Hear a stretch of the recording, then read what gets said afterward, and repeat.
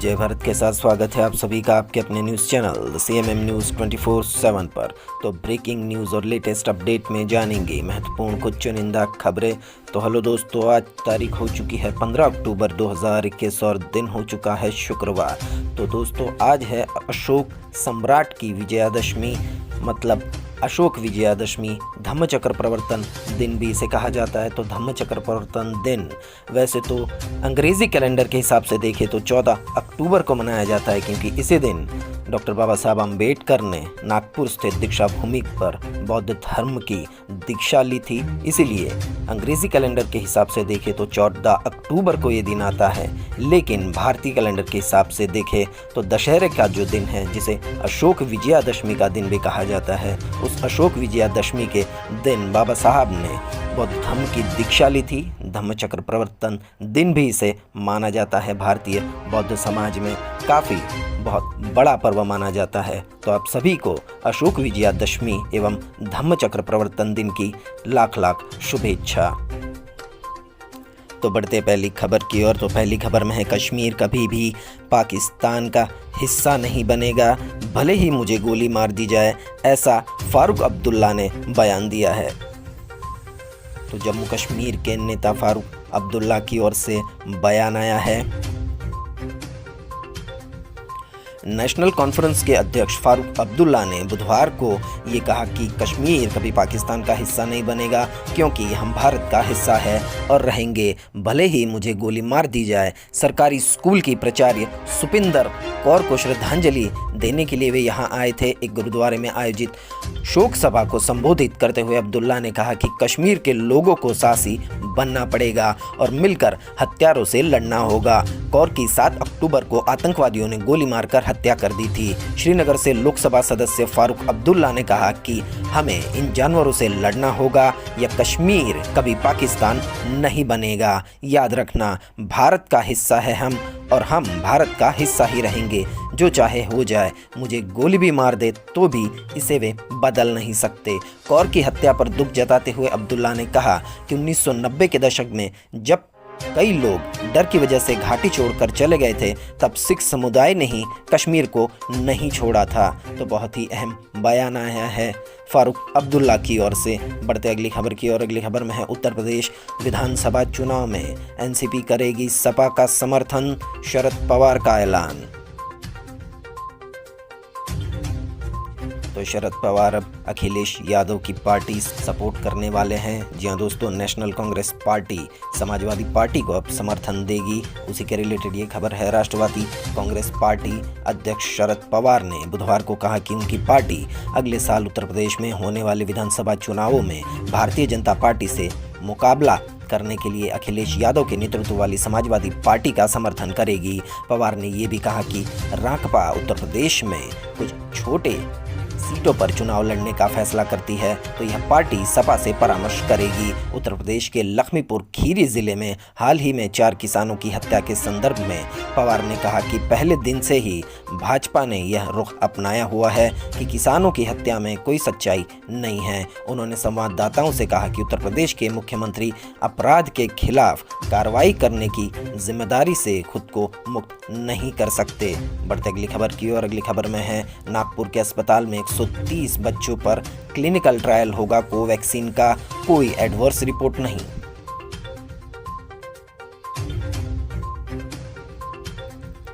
Corona की तीसरी लहर की आशंका के बीच राहत भरी बड़ी खबर है कि बच्चों के लिए भारत बायोटेक की वैक्सीन को मंजूरी दे दी गई है। 2 से 18 साल के आयु वर्ग के बच्चों के लिए भारत बायोटेक कंपनी के कोवैक्सीन के टीके अब लगाए जाएंगे। नागपुर के Meditrina institute of medical science में 130 बच्चों पर ट्रायल टेस्ट किया गया था।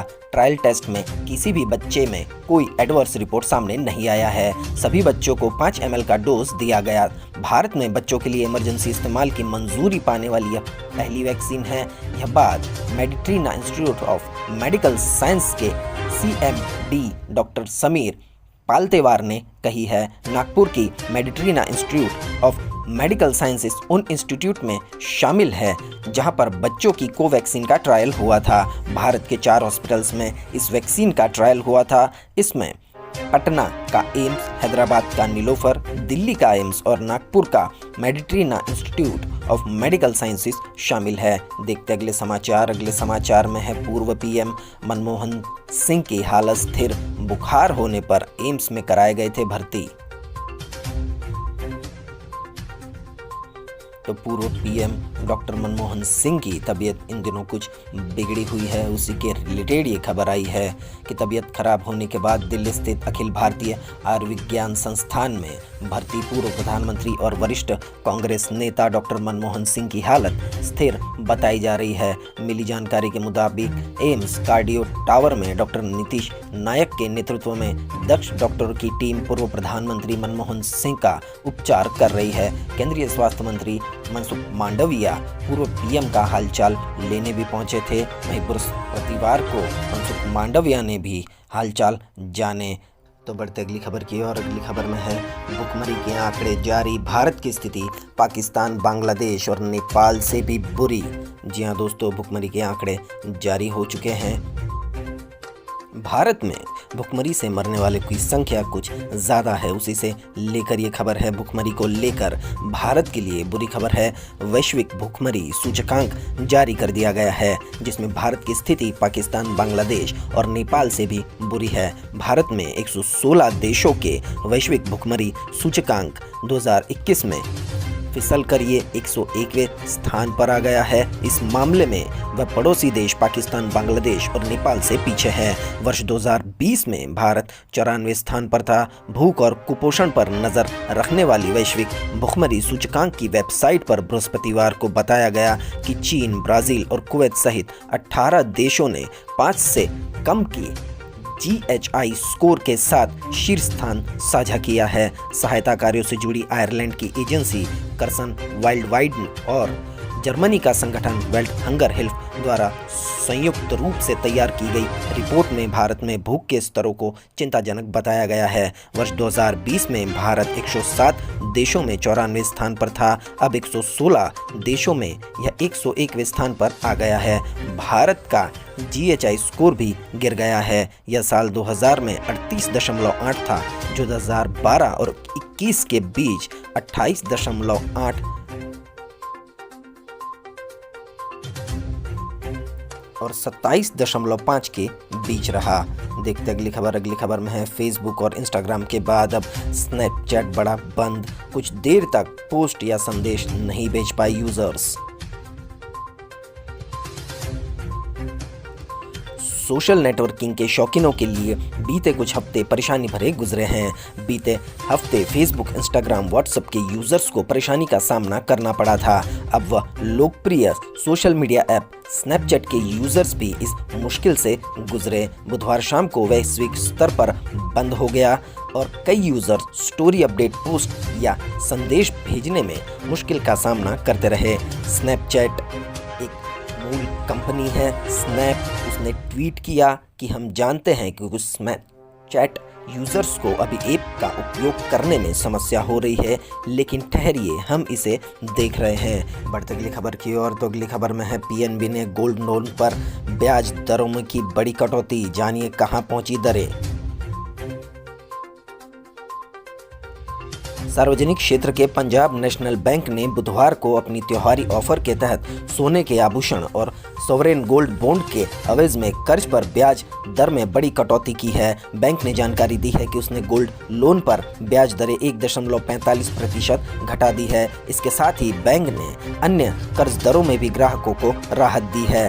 बैंक ने एक बयान में कहा कि PNB अब सॉवरेन गोल्ड बॉन्ड पर 7.20% और सोने के आभूषणों के बदले 7.30% ब्याज पर कर्ज देगा। इसके अलावा PNB ने आवास ऋण के साथ साथ पर्सनल लोन पर ब्याज दर में भी कटौती की है। बैंक से घर कर्ज लेने वालों के लिए ब्याज दरें 6.60% से शुरू होती है, जबकि ग्राहक 7.15 दर से कार ऋण और 8.95% के ब्याज पर व्यक्तिगत ऋण का लाभ उठा सकता है। ये बैंक का दावा है कि यह उद्योगों में सबसे कम दर में से हैं। बढ़ते अगली खबर की ओर।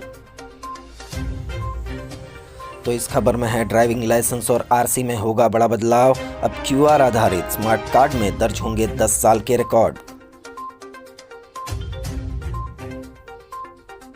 भारत सरकार ने अपने डिजिटल मिशन के तहत तेजी से नई तकनीकों को अपना रहा है। इसी बीच परिवहन विभाग भी तेजी से हाईटेक हो रहा है। दिल्ली में आरटीओ विभाग हाल ही में ऑनलाइन हो गया है। अब इससे एक कदम आगे बढ़ते हुए दिल्ली का परिवहन विभाग जल्द ही ड्राइविंग लाइसेंस और पंजीकरण प्रमाण पत्र आरसी में बदलाव करने जा रहा है। अब जल्द ही दिल्ली में क्यूआर आधारित स्मार्ट कार्ड जारी किए जा सकते हैं।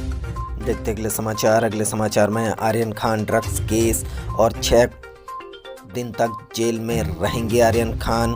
20 अक्टूबर को आएगा जमानत पर फैसला। जहां दोस्तों, शाहरुख खान के बड़े बेटे आर्यन खान को बेल नहीं मिली है। मुंबई ड्रग्स केस में आर्यन खान की जमानत याचिका पर कोर्ट ने अपना फैसला सुरक्षित रखा है। दोनों पक्षों की दलील सुनने के बाद सेशंस कोर्ट अपना फैसला 20 अक्टूबर को सुनाएगी, यानी कम से कम 20 अक्टूबर तक आर्यन खान को जेल में रहना पड़ेगा। आपको बता दें कि 2 अक्टूबर की रात को मुंबई से गोवा जा रहे क्रूज पर एक रेव पार्टी पर एनसीबी का छापा पड़ा, जिसमें शाहरुख खान के बेटे आर्यन समेत 8 लोगों को ड्रग के संबंध में गिरफ्तार किया गया था। ड्रग केस में फंसे आर्यन खान इस वक्त आर्थर रोड जेल में हैं और उन्हें आज रात भी जेल में ही रहना होगा। इस मामले में आर्यन के साथ अरबाज मर्चेंट, मुनमुन धमेचा समेत 8 लोग जेल में हैं। जेल में रहते हुए आर्यन खान को 3 दिन हो चुके हैं। आज सुनवाई के दौरान उनके वकीलों ने कहा कि खिलाफ कोई और क्रिमिनल या सिविल केस देश के किसी पुलिस थाने में रजिस्टर्ड नहीं है और एनसीबी की जांच में वो पूरा सपोर्ट करता रहेगा। इस आधार पर भी बेल अंतरिम जमानत ली जा सकती है। बढ़ते अगली खबर की ओर। अगली खबर में है 10वीं 12वीं कक्षाओं के टर्म 1 की बोर्ड परीक्षाएं ऑफलाइन होगी। कार्यक्रम 18 अक्टूबर को जारी होगा, सीबीएसई ने दिया बयान।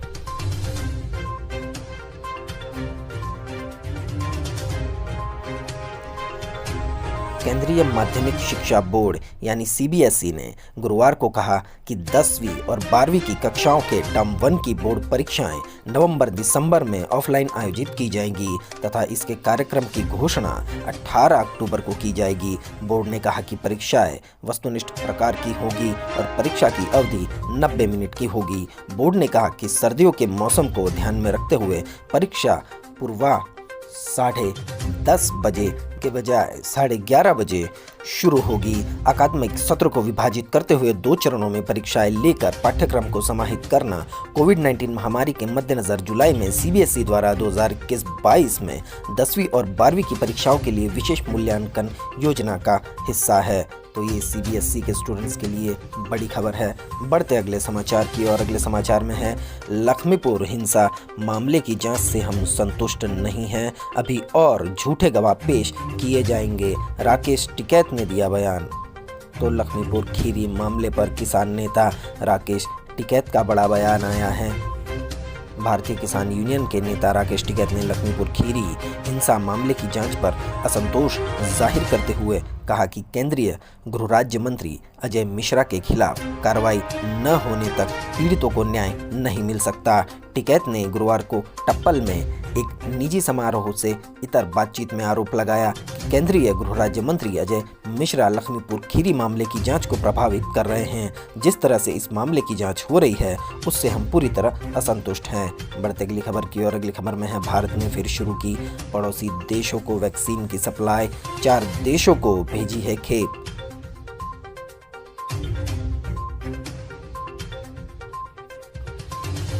भारत ने फिर से वैक्सीन मित्र देशों को देना शुरू कर दिया है। मित्र देशों में नेपाल, बांग्लादेश, म्यांमार और ईरान को वैक्सीन जा चुकी है। प्रधानमंत्री मोदी ने इससे पहले अपने हाल के न्यूयॉर्क दौरे पर कहा था कि हम वैक्सीन दूसरे देशों को भेजना शुरू करेंगे। भारत ने सप्लाई की यह खेप 4 देशों को भेजी है। इससे पहले स्वास्थ्य मंत्री मनसुख मांडविया ने कहा था कि भारत कोवैक्सीन कार्यक्रम के प्रति अपनी प्रतिबद्धता के तहत अक्टूबर से वैक्सीन का निर्यात शुरू करेगा।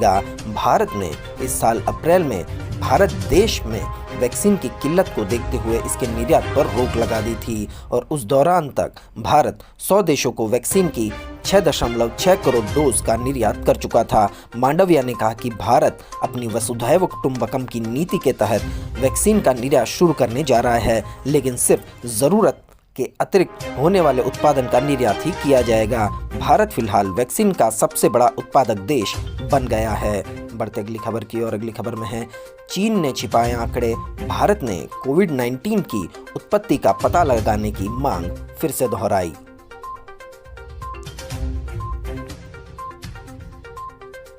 भारत ने कोविड-19 की उत्पत्ति का पता लगाने की अपनी मांग गुरुवार को एक बार फिर दोहराई है। एक दिन पहले ही विश्व स्वास्थ्य संगठन ने इस जटिल मुद्दे के अध्ययन को आगे बढ़ाने के लिए विशेषज्ञों के एक समूह का गठन किया है। कोविड-19 की उत्पत्ति का विषय पिछले करीब 1.5 वर्षों से यानी 1.5 साल से जटिल मुद्दा बना हुआ है। यह वायरस सबसे पहले चीन के वुहान में सामने आया था। इस बीच चीन के विदेश मंत्रालय ने कोरोना वायरस की उत्पत्ति को लेकर WHO द्वारा फिर से जांच करने को संभावित राजनीतिक जोड़ तोड़ करार देते हुए इसके खिलाफ गुरुवार को चेतावनी भी दी थी। बढ़ते अगली खबर की और अगली खबर में है, अरब सागर में बना कम दबाव का क्षेत्र, दक्षिणी राज्यों में भारी बारिश के आसार, केरल में ऑरेंज अलर्ट जारी।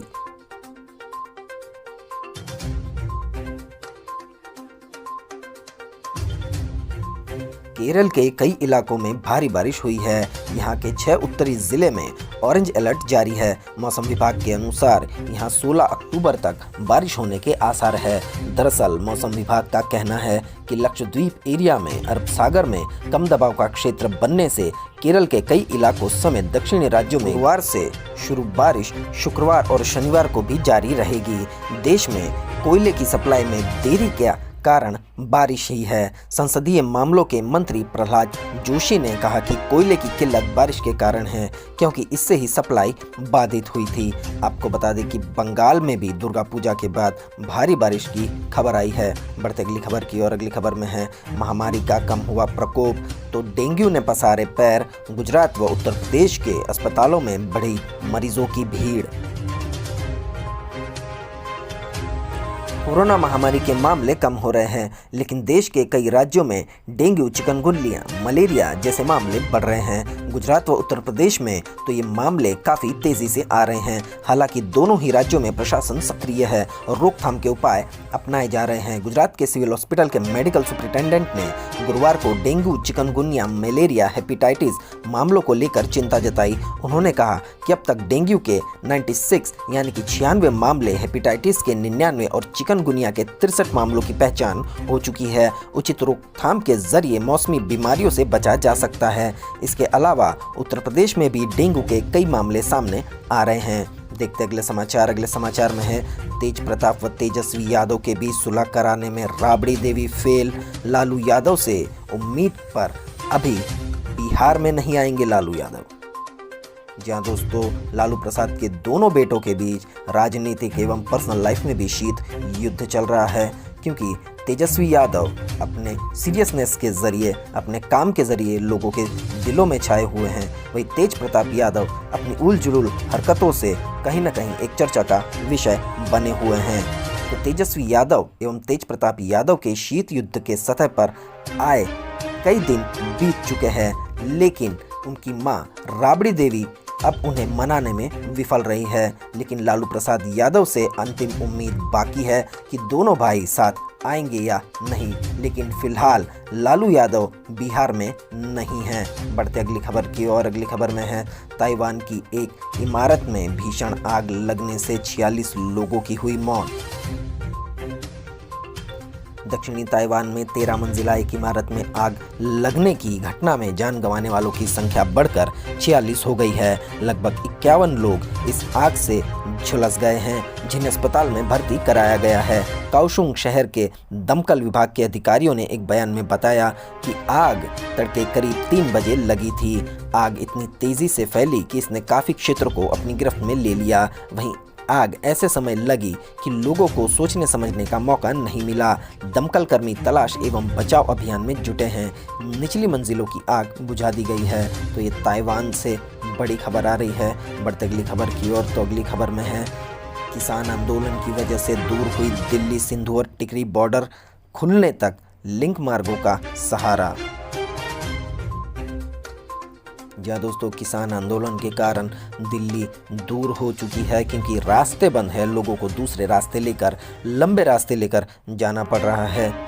तो सुप्रीम कोर्ट के आदेश पर सिंधु और टिकरी बॉर्डर को खुलवाने की कोशिश में जुटी प्रदेश सरकार की ये रणनीति साथ लगते 22 लिंक मार्गों को दुरुस्त करने की है, ताकि दिल्ली आने जाने के लिए वैकल्पिक रास्ते मिल सके। करीब 91 किलोमीटर लंबाई की इन सड़कों को ठीक करने के लिए लोक निर्माण विभाग, स्थानीय निकाय और राष्ट्रीय राजमार्ग प्राधिकरण की मदद से शॉर्ट टर्म टेंडर किए जाएंगे। कई जगह तो पैचवर्क का काम भी शुरू हो गया है। हरियाणा के मुख्यमंत्री मनोहर लाल ने बृहस्पतिवार को सोनीपत और झज्जर के जिला उपायुक्त को लिंक मार्गों को दुरुस्त कराने की तमाम औपचारिकताएं जल्दी पूर्ण करने के आदेश दिए हैं। कृषि कानूनों में सुधार के खिलाफ आंदोलनरत किसान संगठनों ने 10 माह से सिंधु और टिकरी बॉर्डर को जाम किया हुआ है।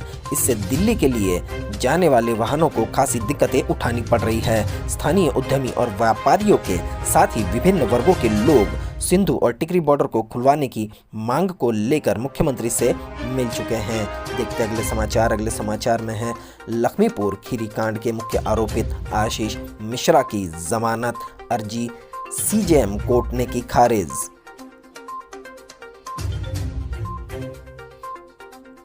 लखीमपुर खीरी कांड के मुख्य आरोपित केंद्रीय गृह राज्य मंत्री अजय मिश्र टेनी के बेटे आशीष मिश्र की जमानत अर्जी मुख्य न्यायिक मजिस्ट्रेट कोर्ट से खारिज हो गई है। बताया जा रहा है कि अब आशीष मिश्र के वकील जिला जज की अदालत में जमानत अर्जी डालने की तैयारी कर रहे हैं।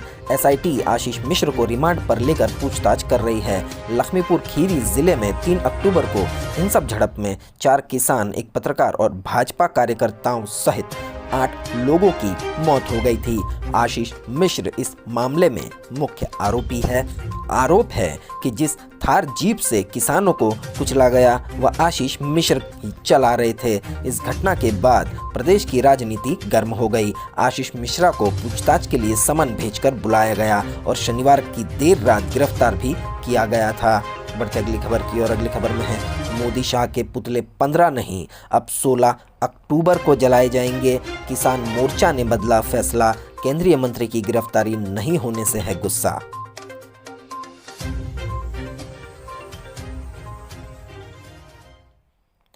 लखीमपुर खीरी हिंसा के विरोध में संयुक्त किसान मोर्चा ने पीएम मोदी और अमित शाह समेत अन्य नेताओं के पुतले जलाने के दिन में बदलाव किया है। अब 15 अक्टूबर की जगह 16 अक्टूबर को प्रधानमंत्री नरेंद्र मोदी और अमित शाह के पुतले जलाए जाएंगे। दरअसल कुछ जगहों से धार्मिक आस्थाओं को ठेस पहुंचने से जुड़े बयान आ रहे थे। इसके बाद एसकेएम यानी संयुक्त किसान मोर्चा ने ये फैसला लिया। भारतीय किसान यूनियन ने अपने ऑफिशियल ट्विटर हैंडल से गुरुवार दोपहर 1:55 को ट्वीट करके कार्यक्रम में बदलाव की जानकारी भी दी। आपको बता दें कि गृह राज्य मंत्री अजय मिश्र टेनी के बेटे जो लखीमपुर खीरी हिंसा में मुख्य आरोपी है, उनकी गिरफ्तारी न होने से किसानों में काफ़ी गुस्सा है और इसी के रिलेटेड उनकी गिरफ्तारी नहीं की जा रही थी और जल्द से जल्द इसमें कोई कार्रवाई निष्पक्ष रूप से नहीं हो रही थी।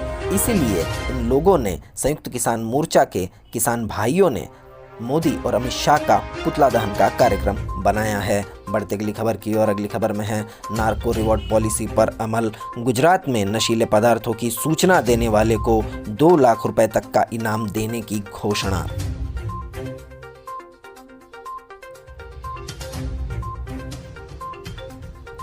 शाहरुख खान का बेटा आर्यन ड्रग्स केस में पकड़ा गया है। इसी बीच गुजरात का युवा वर्ग को मादक पदार्थों की चंगुल से बचाने के लिए सरकार की ओर से विशेष नार्को रिवॉर्ड पॉलिसी को अमल में लाने का निर्णय लिया गया है, जिसमें ड्रग्स तथा अन्य मादक पदार्थों की सूचना देने वाले को इनाम दिया जाएगा। गृह राज्य मंत्री हर्षवर्धन संघवी ने बताया कि नशाबंदी से जुड़े अपराधों को खत्म करना राज्य सरकार की पहली प्राथमिकता है। राज्य का युवा वर्ग मादक पदार्थों के नशे की चंगुल में न फंसे, इसलिए इस तरह की प्रवृत्तियों पर लगाम कसने के लिए पुलिस की ओर से होने वाले प्रयासों में जुड़े कर्मचारी, अधिकारी तथा इस नशीले पदार्थों की जानकारी देने वाले खबरियों की जान की जोखिम को ध्यान में रखते हुए इन्हें इनाम के तौर पर आकर्षक रकम दी जा रही है, तो उनका उत्साह बरकरार रहेगा। इस तरह की गतिविधियों को खत्म करने के लिए सरकार की योजना सफल हो सकती है। बढ़ते अगली खबर की ओर, तो अगली खबर में है आज दशहरा, महंगाई के बावजूद 140% तक बढ़ी फाफड़ा जलेबी की मांग। तो खबर गुजरात से आ रही है दोस्तों। आज शहर भर में दशहरे का त्यौहार बहुत धूमधाम से मनाया जाता है। अहमदाबाद और सूरत में दशहरे पर जलेबी और फाफड़ा खाने की बहुत पुरानी परंपरा है। लगातार बढ़ रहे पेट्रोल और डीजल के भावों का असर अब मिठाइयों पर भी दिखने लगा है। जलेबी और फाफड़ा के भावों में भारी उछाल आया है। दाम बढ़ने के बावजूद खरीदारी में कोई कमी नहीं हुई है। इस साल जलेबी फाफड़ा की मांग 140% तक बढ़ गई है। मिठाई बनाने वाले हलवाइयों का कहना है कि पिछले साल की तुलना में इस साल जलेबी फाफड़े में इस्तेमाल होने वाली सामग्रियों के दाम बढ़ गए हैं। वहीं खाद्य तेल की कीमतें भी आसमान पर पहुंच गई है। तो इसी के कारण बहुत महंगा हुआ है जलेबी फाफड़ा। लेकिन फिर भी दशहरे के दिन गुजरात में परंपरा है, बड़े शहरों में अहमदाबाद सूरत जैसे बड़े शहरों में लोग चाव से जलेबी फाफड़ा खाते हैं, इसीलिए इसकी मांग में कोई कमी नहीं आई है। तो अब जानेंगे सर्राफा बाजार का हाल, क्या रहा सोने चांदी का भाव। तो सोने की कीमत में बड़ा बदलाव दर्ज किया गया है। इस बदलाव के बाद 10 ग्राम सोने के दाम भी जारी कर दिए गए हैं। अगर आपको सोने के नए रेट के बारे में जानकारी चाहिए तो हम आपको इस खबर में बताने जा रहे हैं। HDFC सिक्योरिटीज के अनुसार वैश्विक बाजारों में मजबूती के रुख के बाद गुरुवार को राष्ट्रीय राजधानी में सोना 455 रुपए की तेजी के साथ 46,987 रुपए प्रति 10 ग्राम हो गया। पिछले कारोबार में कीमती धातु 46,532 रुपए प्रति 10 ग्राम पर बंद हुई थी। वहीं बात करें चांदी की तो चांदी भी 894 रुपए की तेजी के साथ 61,926 रुपए प्रति किलोग्राम हो गई, जो पिछले कारोबार में 61,032 रुपए प्रति किलोग्राम थी। अंतर्राष्ट्रीय बाजार में सोना बढ़त के साथ $1,795 प्रति औंस और चांदी ने $23.20 प्रति औंस पर कारोबार किया। सोने की कीमतें गुरुवार को कॉमेक्स पर हाजिर सोने की कीमतों में 0.12% की तेजी के साथ $1,795 प्रति औंस पर कारोबार किया है। बढ़ते अगली खबर की ओर तो अब जानेंगे मौसम का हाल, कैसा रहेगा पूरे भारत के मौसम का पूर्वानुमान। तो अगले 24 घंटों के दौरान अंडमान और निकोबार द्वीप समूह, गंगीय पश्चिम बंगाल के कुछ हिस्सों, तटीय ओडिशा, आंध्र प्रदेश के उत्तरी तट, तटीय कर्नाटक, दक्षिण आंतरिक कर्नाटक और केरल के कुछ हिस्सों में हल्की से मध्यम बारिश के साथ कुछ स्थानों पर भारी बारिश संभव है। आंतरिक ओडिशा, झारखंड, छत्तीसगढ़, सिक्किम, पूर्वोत्तर भारत, तमिलनाडु, तेलंगाना के कुछ हिस्सों, पूर्वी मध्य प्रदेश के कुछ हिस्सों, विदर्भ और पूर्वी उत्तर प्रदेश और बिहार के कुछ हिस्सों में हल्की से मध्यम बारिश संभव है। स्काईमेट वेदर के अनुसार इसी के साथ कोंकण और गोवा में भी हल्की बारिश संभव है। तो इसी के साथ आज की महत्वपूर्ण चुनिंदा खबरें, ब्रेकिंग न्यूज यहीं समाप्त होते हैं। वीडियो को पूरा देखने के लिए आप सभी का बहुत बहुत धन्यवाद। देश और दुनिया की खबरों के लिए सब्सक्राइब कीजिए द CMM न्यूज़ 24/7 को और बेल आइकन को भी प्रेस कर दीजिए ताकि हर रोज की न्यूज़ अपडेट आपके मोबाइल पर नोटिफिकेशन मिल जाए। तो मिलते अगली न्यूज़ अपडेट्स के साथ। आपका दिन बेहद ही खुशनुमा रहे। Thank you, take care, good bye, जय भारत।